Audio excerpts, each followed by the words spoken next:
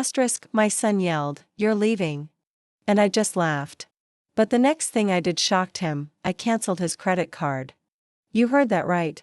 After years of being pushed aside, disrespected, and treated like an afterthought, I decided to make a choice, my choice. And that single act? It turned everything upside down. Before I tell you what happened next, would you do me a favor? Hit that subscribe button, turn on the little bell, and let me know where you're watching from. It really helps us know where these stories are reaching. I'm Helen Matthews. I'm 68 years old, living in a small, quiet town in Ohio. I'm a mother, a grandmother, and a woman who spent her entire life putting her family first. From the day my son, Stephen, was born, I gave everything I had to make sure he had everything he needed. My life was about him, about making sure he had opportunities, love, and guidance. And after my husband passed, it was just me and Stephen. I was both mother and father to him, doing what I had to, working long hours, putting my needs aside, just to see him succeed, but life didn't stay simple. As Stephen grew older and married Rachel, things began to change. She was sweet at first, but I began to notice things. Subtle changes, little digs, and one too many times I found myself being ignored or pushed aside. And when I needed Stephen most, when I thought he would have my back, it became clear, he had changed, and so had his loyalty. It wasn't long before I was no longer welcomed in my own home, and that was the moment everything broke. When Stephen looked me in the eyes and said, "My wife calls the shots here, you're leaving." I knew it was time to stop being the passive mother who took whatever was thrown her way. I wasn't going anywhere. In fact, I was taking back what was mine. So, I did what any woman, tired of being stepped on, would do. I took action. I picked up the phone, called the bank, and canceled the credit card I had given Stephen for emergencies. His emergency, not mine.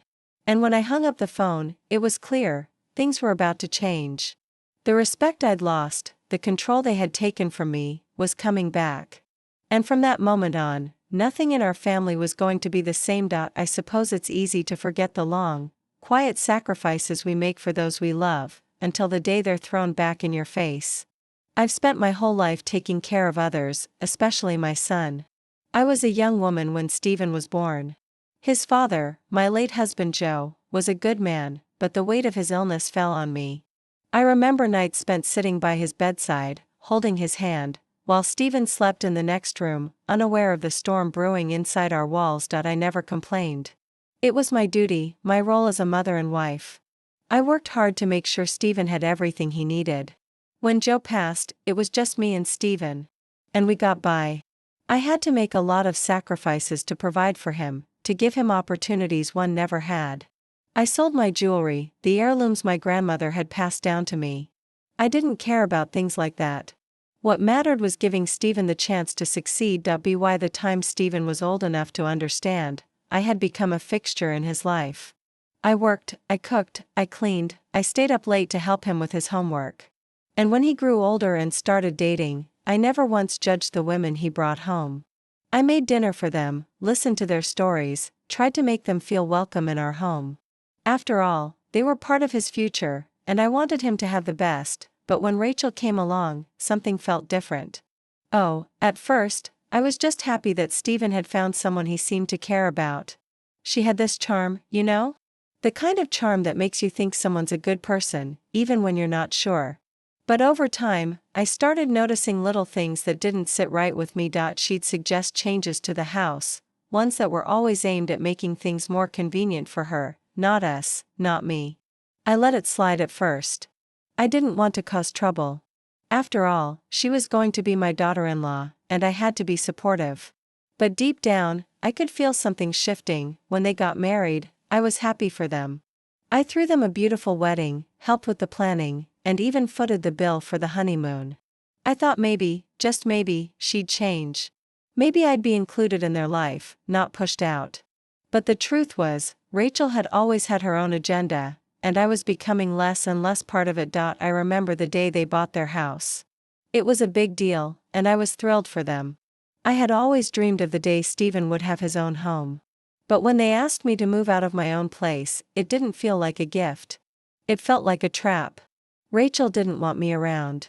She didn't want my help, my advice, or my presence in her life, and yet, despite all that, I kept giving. I kept giving because, well, that's what mothers do, right? But when Stephen yelled at me, when he said, "My wife calls the shots here," something inside me snapped out. I had given everything. My youth, my time, my love. And this? This was how it all ended? For years, I'd quietly tolerated their behavior, always putting them first. But no more. The line had been crossed. If I didn't stand up for myself now, when would I? I couldn't let my son continue to treat me like I was nothing. Not anymore. I turned my attention to the credit card, the one Stephen had used without a care in the world. It wasn't just money. It was a symbol of his disregard for everything I had done for him. And taking it back, well, that was my first step in reminding him of who I was. As I sat down, thinking about the next move, I realized something else. I wasn't just fighting for my dignity. I was fighting for all the women who had been pushed aside, forgotten in the name of convenience. And in a way, I had to do this, for them, too. It wasn't just Stephen who had changed over the years. It was Rachel too. I remember the first time I met her, so sweet and eager to make a good impression. Her eyes sparkled with ambition, and her smile, it was one of those smiles that could light up a room. I thought, maybe, just maybe, she would be the one to bring Stephen the happiness I'd always wanted for him, but over time, I started noticing the little things. The subtle ways she made me feel invisible. At first, I told myself I was being overly sensitive. But then I saw how she controlled the conversations at family gatherings, how she made decisions without consulting anyone, especially Stephen. And, to my surprise, he didn't seem to mind. No, he seemed content letting her take the lead. I used to make the holiday dinners, the ones where we'd all gather together, myself, Stephen, Rachel, and the grandkids. But when Rachel started hosting, things changed. She'd ask me to bring the side dishes, but never the main course. I didn't mind at first, but then I noticed that she'd changed the menu without consulting me, even though I'd been the one cooking these meals for years. She didn't ask for my advice. It was like she didn't trust me to make things the way I had always made them. And, as much as I loved her, I began to see the signs that she was trying to replace me, bit by bit. One afternoon, I overheard her telling Stephen that my presence at the family events was awkward. That I wasn't as with it as I used to be. At first, I chalked it up to just a bad mood.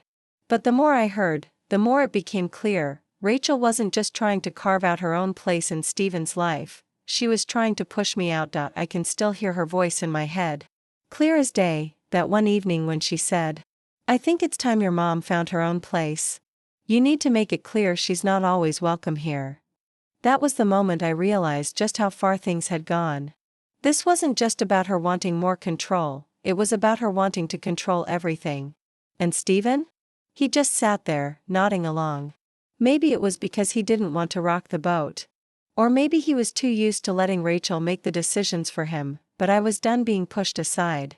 Done letting someone else dictate how I should live, how I should be treated. That's when I started noticing the little cracks in their carefully constructed life. The way Stephen seemed to falter when Rachel made a decision he wasn't comfortable with. The way he'd laugh off her comments, pretending they didn't bother him. But they did bother him. I saw it in his eyes when she wasn't looking. I'm not stupid. I know manipulation when I see it. And I saw Rachel for what she really was, a woman who had wormed her way into my son's life, taking over every part of it. And now, she was trying to take me down, too. So, I made my plan. I couldn't let them push me out without a fight. It wasn't just about pride anymore. It was about proving that no matter how much power Rachel thought she had, she couldn't control me. Not anymore. That's when I picked up the phone to cancel the credit card. A small step, but one that would make her realize I wasn't someone who could just be pushed around. I would take back control, no matter what it took. And then, something unexpected happened. As I sat there, holding the phone, I realized that this wasn't just about me anymore. This was about standing up for myself and for every woman who had been made to feel small, dismissed, or forgotten by someone they loved. It was time for a change. I didn't expect it to be so quiet. After the phone call, after I'd canceled that card, after I'd told Stephen I wasn't going anywhere, there was an eerie calm that settled over the house. I half expected Rachel to storm in, demanding answers, or Stephen to lose his temper, shouting and trying to make sense of what I had just done. But no. Nothing. They both avoided me for the rest of the evening, like they were afraid to face what had just happened. I didn't care. I wasn't going to let this slide. I was done being the quiet, compliant mother, sitting in the background and letting them dictate my place in the family. I spent the next few days thinking. The thing about me, though, is that I don't act on impulse. I'm not a reckless person. I like to plan, to think things through. And that's exactly what I did. I'd been a woman of means, but I'd also been a woman who had always put family first, but now? Now I was thinking about what was best for me. I sat at the kitchen table one morning, going over old legal papers. My hands trembled slightly as I flipped through them, each document a reminder of my life's work. There were the estate papers from when Joe had passed. My husband's belongings had been carefully divided. And there, tucked in between those papers, were the ones that Stephen had never bothered to ask about, the family trust. I hadn't brought it up in years, not after Stephen got married.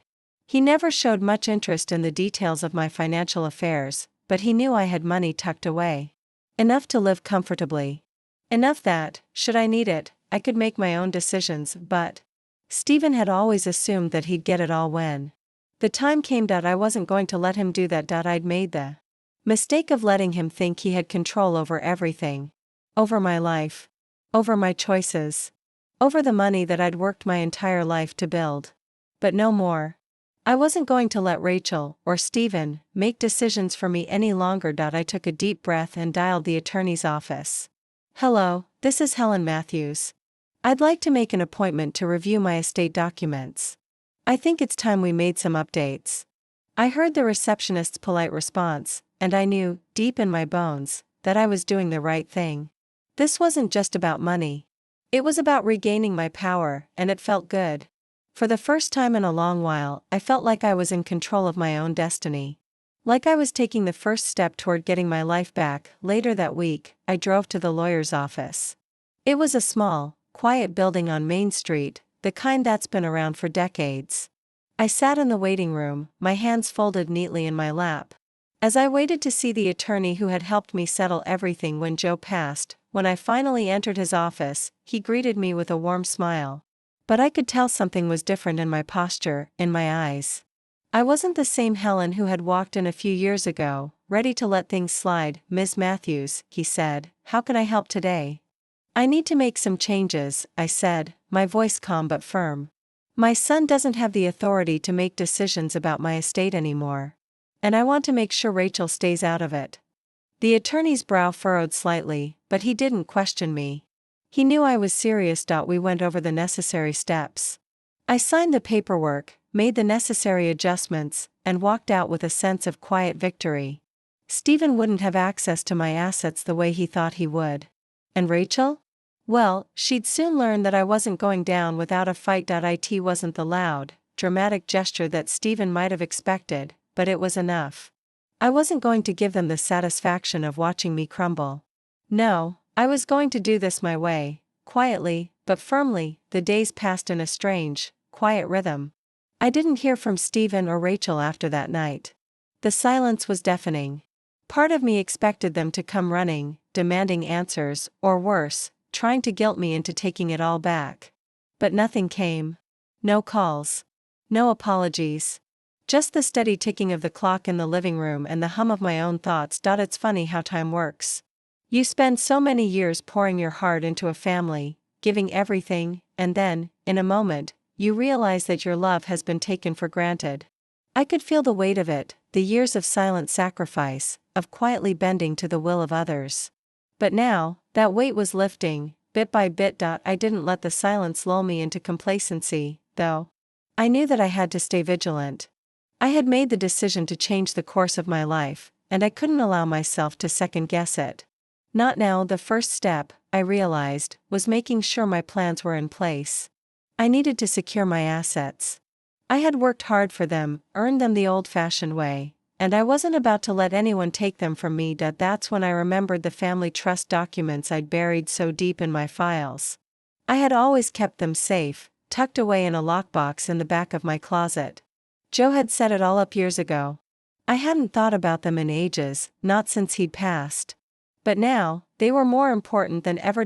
So, one afternoon, I pulled the box from its hiding place, the leather surface cool and smooth under my fingers. I unlocked it, carefully flipping through the papers inside. I saw the trust agreement, dated and signed, and I smiled softly to myself. This was my security. My peace of mind. And, if necessary, my weapon. The trust had specific instructions for how the assets were to be handled in the event of my passing. But more importantly, it had clauses that allowed me to make changes at any time. I wasn't locked in. I could take back control. I wasn't just another passive player in my son's life, I was still the one holding the reins. And I wasn't about to let go. I called the lawyer's office again. I need to make a few more adjustments to the family trust, I said. There are some provisions I need to revisit. The attorney's voice was calm, understanding. Of course, Ms. Matthews. We can schedule a time to go over the changes. As the days passed and my plans began to fall into place, I could feel the tension in my chest slowly begin to ease. This was my life. My decision. No more second guessing. No more letting Stephen and Rachel pull the strings, but even as I felt this surge of empowerment, a small part of me wondered how they would react when they found out. Would Stephen lash out? Would Rachel try to fight me for control? I couldn't help but think back to the quiet smiles they'd shared, their smug confidence in thinking they had me cornered. But now, it was my turn to smile. And I would make sure that, this time, I was the one holding the cards. The phone rang early that Monday morning. I had just finished my coffee, the steam still rising from the mug as I placed it on the table. The sun was still low in the sky, casting soft light through the kitchen window. It felt like another ordinary day, until I saw Stephen's name on the caller ID. I let the phone ring once more before I picked it up. My fingers lingered over the receiver for a moment, as if I could sense what was coming. But I was ready. I wasn't going to let him manipulate me this time. Hello? I said, keeping my voice steady. Mom. Stephen's voice cracked through the line, a mix of frustration and confusion. What the hell is going on? Why'd you cancel your credit card? Why didn't you tell me first? His words were sharp, but I could hear the unease in them. He wasn't angry yet, he was just confused. He didn't understand why I'd done it, why I'd taken such a drastic step. Maybe he thought I'd just back down when he demanded an explanation. I told you, Stephen, I replied, calm but firm. I'm not going anywhere, and I'm not going to let you or Rachel push me out anymore. There was a long silence on the other end. I could practically hear the wheels turning in his head. Then, in a voice I hadn't heard from him in years, he said, I don't get it, Mom. Why are you doing this? You're making everything harder than it has to be. Rachel and I we just want peace. It was the first time in a long time that Stephen had actually sounded vulnerable, almost like the boy I raised. But I couldn't let him manipulate me into feeling guilty. Not this time, Stephen, I began, my voice softer now, but no less resolute. This isn't about making things harder. It's about me finally standing up for myself. I've spent too many years letting you and Rachel control the narrative. This is my life, and I'm going to live it the way I choose. There was a pause, and I could hear him taking a shaky breath. For the first time, I felt like I was speaking to my son, the one I had raised, grown up, sure, but still my child. And yet, in that moment, I knew I couldn't let him slide by anymore. I'm not going to apologize, Stephen, I added, more firmly this time. What I did was for me. It's my choice, and I'm not changing it. There was a sharp intake of breath on the other end. I can't believe this, he muttered. Mom, you've got to stop. You're causing problems between Rachel and me. Maybe it's time you and Rachel start dealing with the consequences of your actions, I said, the words coming out before I could stop them. You've both taken too much for granted. And now it's time for you to see what it feels like when someone stops letting you walk all over them. It felt strange saying those words, almost like I was finally setting down a burden I hadn't even known I'd been carrying. The weight was lifting from my shoulders, piece by piece. Mom, please, Stephen said, his voice now pleading. Don't do this. We're family. We can work through this. Family. That word used to mean everything to me. But now? Now it felt like an empty promise, one that had been broken too many times. I knew in my heart that this wasn't about repairing a broken relationship, it was about reclaiming what was mine. I don't need your approval, Stephen, I said, a sense of finality in my voice. But I do need you to understand something. I've earned the right to make my own choices. I've earned the right to be respected. There was a long, tense silence on the other end of the phone. And then, in the quietest voice I'd ever heard from him, Stephen whispered, "I'll talk to Rachel about it." And just like that, the conversation ended, but I knew it wasn't over. Not by a long shot. The days that followed felt heavy, like the air before a storm. I could sense that something was brewing, but I didn't know what it would be, or when it would come. Stephen and Rachel hadn't called. I hadn't heard from either of them since that phone conversation. But I wasn't about to sit around waiting for them to figure it out. No, I had already made my move. And I wasn't about to backpedal. I went about my days as usual, grocery shopping, taking walks around the block, reading my books, but there was a part of me that was alert, waiting for the inevitable. I knew Stephen would try to fix things in his own way, probably to protect Rachel from the fallout. He had always done that, put her needs first. But this time, I wasn't going to let him. Then, one evening, about a week after our conversation, I came home to find a letter on my doorstep. It wasn't a typical letter, no return address, no stamp. Just a plain, unmarked envelope. My heart sank as I saw it. I opened it slowly, not sure what I was about to read. Inside was a single sheet of paper, the handwriting sharp and angry. "Mom, this has gone too far. You're pushing Stephen away, and you're causing irreparable damage. You need to understand something, this isn't just about you. This is about our family's future. You're jeopardizing everything we've worked for. We're done. Stay out of our lives." The words burned in my chest. I read them over and over, each time feeling like they were cutting deeper into me. There it was. Rachel's signature touch, the cruel finality of her words. She had always been good at making me feel small, but this letter? This was an all-out assault. I could hear her voice in my head, telling Stephen that I was a problem, that I was in the way. And I could feel him, my own son, believing her. I had always known that she had a way of bending things to her advantage, but this? This was different. I sat down on the porch steps, staring at the letter in my hands. It wasn't just a piece of paper, it was a declaration of war, a symbol of everything I had feared. I wasn't just losing Stephen anymore. I was losing him to her, but that wasn't going to happen. I wasn't going to let this go. They could say what they wanted, write whatever letter they needed to convince themselves they were in control. But I wasn't giving up. Not now. Not ever. It was clear to me now that I had made the right decision in taking control of my finances, in cutting Stephen off. If I didn't, Rachel would have taken everything from me, my dignity, my place in the family, my worth. She was trying to erase me, and I wasn't going to let that happen. I folded the letter carefully and tucked it into my pocket. Then I stood up, my hands trembling with the weight of the decision I knew I had to make next. I wasn't going to wait for them to make the next move. I would take charge, once and for all. I grabbed my keys, walked out the door, and headed to the bank. I didn't go to the bank to just close an account or withdraw some money. No, I was there for something much more important.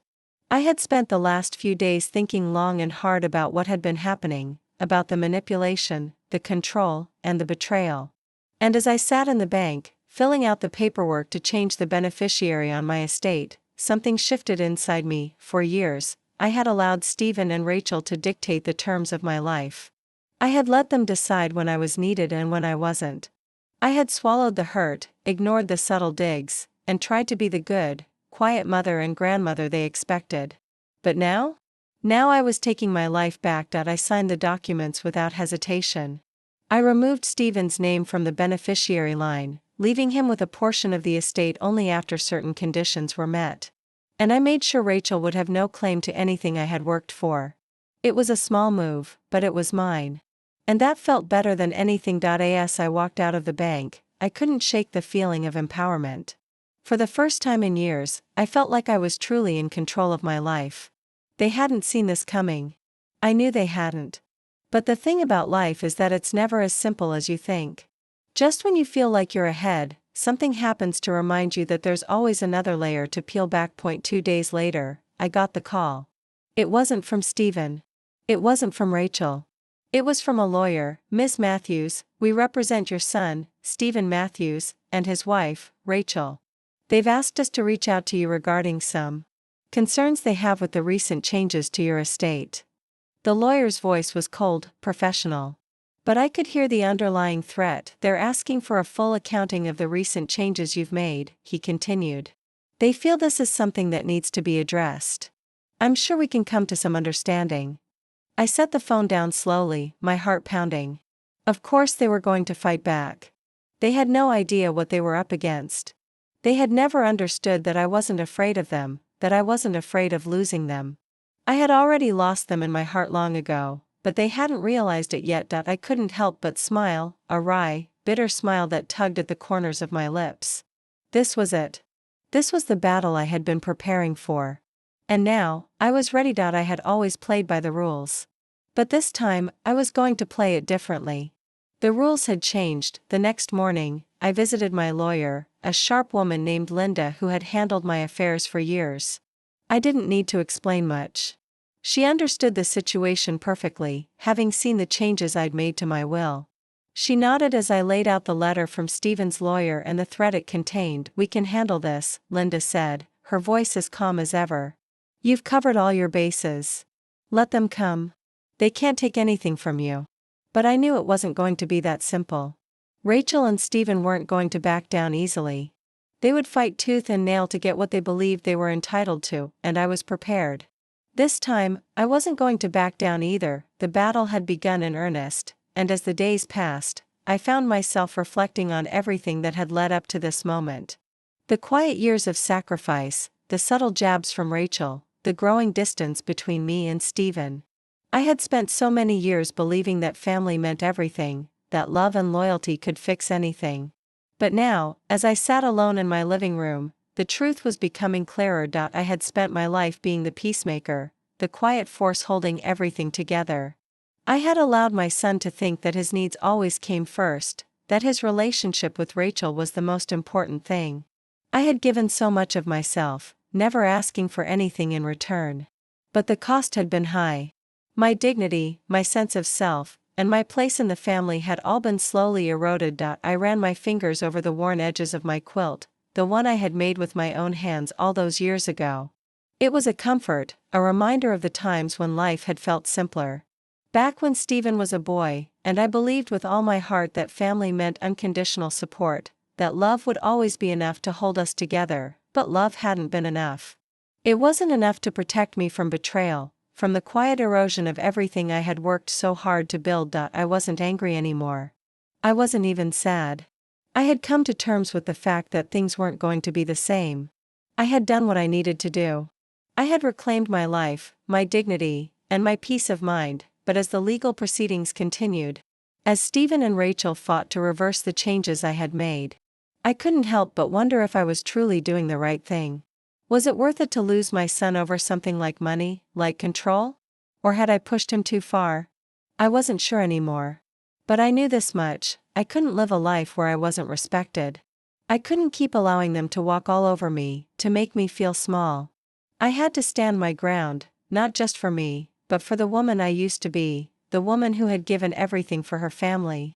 The woman who had a voice and deserved to be heard. That evening, I received another letter from Stephen. It was different from the first one. There was no anger, no threats. Just a simple plea: Mom, I don't know what to say. I know I've messed up. I don't know how to fix things, but I want to try. I want to be your son again. I want to make things right. Can we talk? I folded the letter slowly, my heart heavy with emotion. I hadn't expected this. Not from him. Not after everything that had happened. I hadn't expected him to reach out like this, to admit that he had been wronged. I stared at the letter for a long time, wondering if it was too late for us to heal. Wondering if I could ever forgive him for the way he had treated me.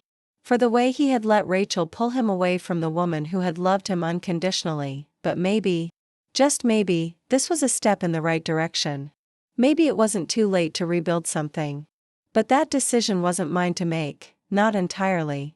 If Stephen truly wanted to fix things, he would have to prove it. He would have to show me that he respected me, that he understood the price of betrayal. For now, all I could do was wait. wait and reflect on everything I had learned through this painful process, and one thing was clear: I wasn't the same woman I had been. I was stronger. I was wiser. And I would never let anyone, no matter how much I loved them, take my dignity away again. It's funny how life works. You think you know someone, you think you understand them, and then something happens that shakes everything loose. But the thing about storms is that they eventually pass, leaving you with clarity, if you're lucky. Looking back, I don't know if I ever truly understood how much I had let go of over the years. How much I had silently sacrificed in the name of love, in the name of family. I thought I was doing the right thing by keeping the peace, by holding everything together, even when it cost me. But somewhere along the way, I lost myself. I let others make decisions for me, let them dictate what I was worth, and it took me far too long to realize that I had every right to claim what was mine. I wasn't perfect. I never expected to be. But I had learned something valuable in the last few months. Sometimes, the greatest act of love you can show is to love yourself first. To set boundaries. To know that you are worth respect, no matter your age or the role others expect you to play in their lives. Stephen's letter wasn't the end of it. It was the beginning of something.